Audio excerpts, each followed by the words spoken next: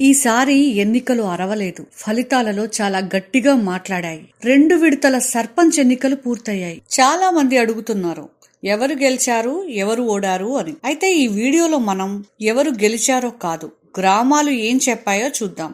ముందుగా ఫలితాలు చూద్దాం.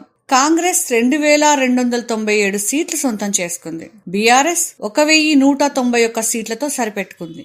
ఇంకా బీజేపీ 257 సీట్లని, ఇండిపెండెంట్స్ 578 సీట్లను సొంతం చేసుకున్నారు. ఇవి కేవలం సంఖ్యలు కాదు, ఇవి గ్రామాల నుంచి వచ్చిన తీర్పులు. కాంగ్రెస్ ఎక్కువ సీట్లు గెలిచింది నిజమే, కానీ గ్రామాల్లోకి వెళ్లి అడిగితే కామన్ గా ఒకే సమాధానం వినిపించింది. పార్టీ చూసి కాదు సార్, మనిషి మావాడే కాబట్టి ఓటేశామని. అంటే కాంగ్రెస్ గెలుపు వేవ్ కాదా, పాత పరిచయాలు, లోకల్ నెట్వర్కేనా? ఈ స్టేట్మెంట్ తప్పేం కాదు, అక్షరాల నిజం. అలాగే బీఆర్ఎస్ 1191 సీట్లు సొంతం చేసుకుంది కదా, ఈ సంఖ్య కూడా చిన్నది కాదు, కానీ గతంతో పోలిస్తే ఆధిపత్యం లేదు అని స్పష్టమవుతుంది.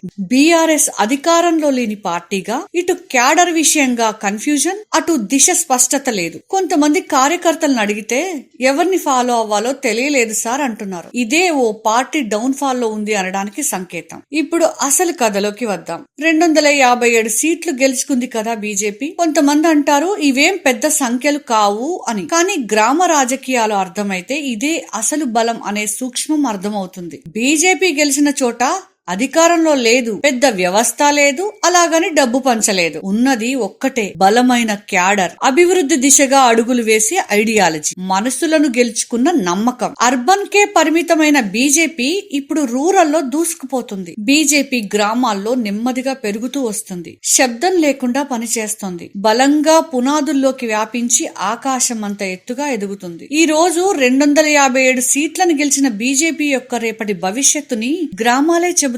ఇంకా 578 ఇండిపెండెంట్స్ గెలిచారు అని చెప్పుకున్నాం కదా, ఇది ప్రజలు చెప్పిన మాట. పార్టీ కంటే మనిషే ముఖ్యం అని. కానీ రాజకీయాల్లో ఈ మనుషుల ప్రయాణం ఎక్కడ ఆగుతుందో, ఎవరిని కలుస్తుందో అన్నది రేపటి కథ. ఈ 2 విడతల ఎన్నికలు ఒకే విషయాన్ని స్పష్టం చేశాయి. కాంగ్రెస్ ముందుంది కేవలం పాత బలంతో నెట్టుకు రావడం ఒక్కటే. మా తాతలు నేతులు తాగారు, మా దగ్గర వాసన చూడండి అనే టైప్ లో. ఇక బీఆర్ఎస్ పోరాటం దిశగానే పరుగులు తీస్తుంది. బీజేపీ మాత్రం నిశ్శబ్దంగా ప్రజల గుండెల్లో ఎదుగుతూ వస్తుంది. రాజకీయాల్లో శబ్దం చేసేవాళ్లు కాదు, మౌనంగా పనిచేసే వాళ్లే రేపటి కథ రాస్తారు అని స్పష్టమవుతుంది.